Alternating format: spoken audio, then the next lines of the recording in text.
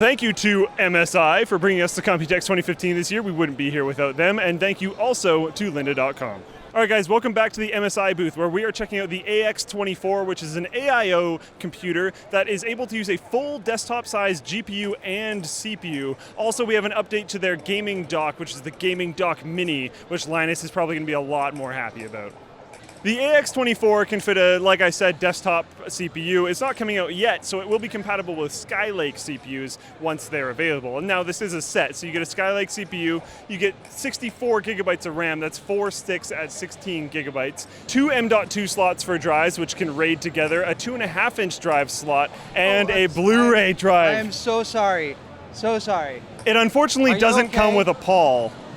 Your AIO computer does not come with a PAL. I gotta go. But that graphics card does have a PCI Gen 3 16X slot, so you won't have any degradation in the graphics card that you have. Now, the GPU does require dedicated power along with the rest of the AIO, so this will require 2 power plugs going directly to it. And right now, there's a kind of oddly janky HDMI cable using the HDMI in for that graphics card, but that's only required for certain operating system configurations that'll probably be solved later, so you won't need it. Now, HDMI in, I just mentioned I/O. It has an HDMI in the back, 2 HDMI outs, 2 USB 3.0s, 2 USB 2.0s, 2 audio jacks, and a killer gigabit LAN jack. It also has I/O on the side, which is dual USB 3.0, 1 SDXC card reader, and 1 power jack.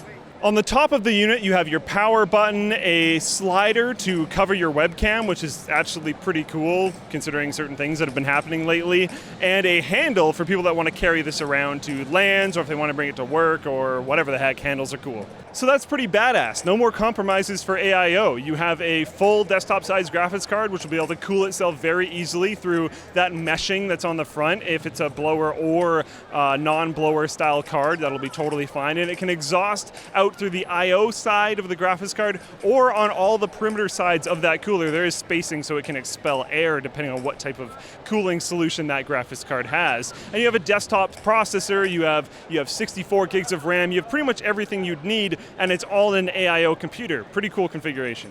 Next up, we have the Gaming Dock Mini for the GS30 2M Shadow, which has a ton of improvements over the previous gaming dock. You no longer need an external keyboard, mouse, and monitor. You can use the ones on your laptop or use external ones. It's kind of up to you, but I expect a lot of people are going to be using the ones on the laptop, as that's going to be easier in many situations. Now, if this is a home dock, which is never ever moving, then sure, that's great. Get your external mouse, keyboard, monitor, all that kind of stuff. But if you ever want to move this dock around, you could get all the power of that GPU while using your laptop's monitor, your laptop's keyboard, and your laptop's mouse. The power supply, or lack thereof, as before in the previous version of this, you needed a full desktop-sized power supply. With this one, it just has an adapter from the wall, is able to support 330 watts of power directly to that graphics card. In terms of I/O, it's the same as before. On the right-hand side, you have dual audio jacks, an Ethernet jack, 4 USB 3.0 jacks, your power input, and a power button. And on the left-hand side, you have all the I/O for the graphics card.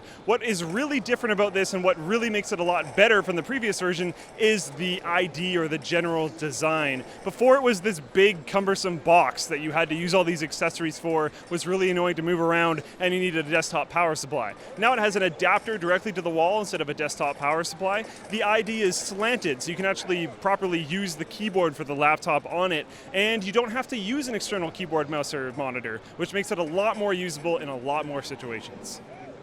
All right, guys, what do you think about MSI putting desktop graphics cards in freaking everything? Can we even call them desktop graphics cards anymore? Let me know. What do you think? I think it's awesome.